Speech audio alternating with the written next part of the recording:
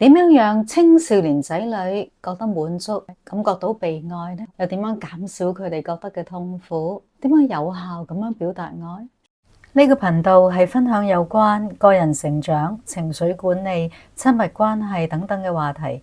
如果你想安排輔導約見，歡迎你寫個電郵俾我。青少年人覺得痛苦有好多因素㗎，有生理因素、社會因素、朋友因素、家庭因素。影響最大咧，應該都係家庭因素。家庭又點樣令到青少年仔女覺得痛苦？首先係家庭系統嘅親密度同埋彈性度唔平衡啊！家庭系統太過親密，大家就好似綁埋一齊，唞唔到氣；太疏離又會覺得好冷漠；太放縱，彈性太大又會好亂；控制得太緊要就好呆板，冇乜變化。所以健康嘅家庭就可以喺親密度同埋彈性度之間達到平衡，放縱同埋控制之間又可以平衡。相反，如果一個家庭系統嘅親密度同埋彈性度唔能夠平衡咧，家庭就會有好多問題。家庭系統唔平衡嘅狀態，例如屋企所有事都係父母決定，仔女好似覺得自己都冇權話事嘅，又或者家庭成員溝通唔到嘅，覺得孤立，或者家庭系統僵化，適應唔到家庭一路嘅變化。有啲家長仔女已經讀高小啊，仲幫佢揀課外活動，根本冇考慮到仔女自己真正嘅興趣。喺溝通唔好家庭入邊長大嘅仔女，佢哋唔可以真誠咁樣講嘢，佢哋會有好重嘅無力感，因為咁樣佢哋就完成唔到佢哋自己嘅責任。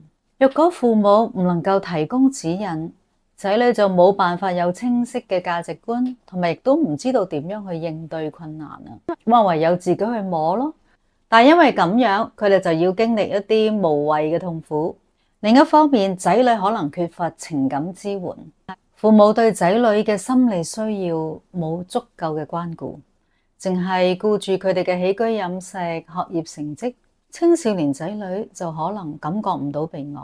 有時當你想去關心仔女，佢哋反而會逃避你。你會唔會慣性用抱怨嘅方法嚟表達？抱怨只會將大家嘅注意力集中喺過去同埋負面嘅事上面。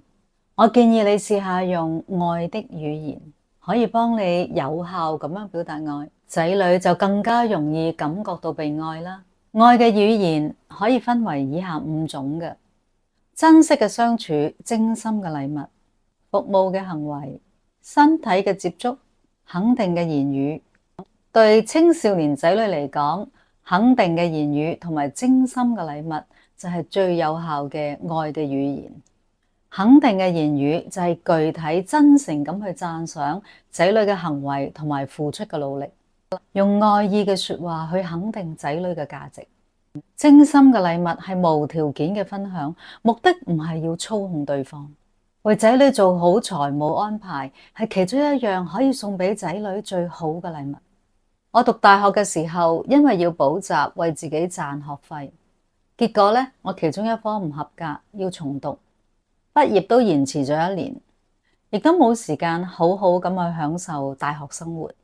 有啲家長以為自己已經為仔女預備好大學嘅學費，但有時佢哋會忽略有啲嘅學科，例如係醫科，需要較長嘅學習年期，雜費、器材費都比較貴。如果父母喺仔女比較年幼嘅時候就開始計劃，仔女就比較可以專心完成大學，唔使咁奔波。又或者父母可以將佢哋為仔女預備咗嘅錢俾仔女未來發展用，無論佢哋讀大學又好，有其他嘅夢想都好，都可以具體嘅支持佢哋。5月23日星期六晏晝嘅2點半，我喺灣仔會有一個講座，關於加強同青少年仔女嘅溝通，同埋有另外一位嘉賓分享家庭理財技巧。有興趣嘅就撳入去下面嘅鏈接報名啊！希望見到大家。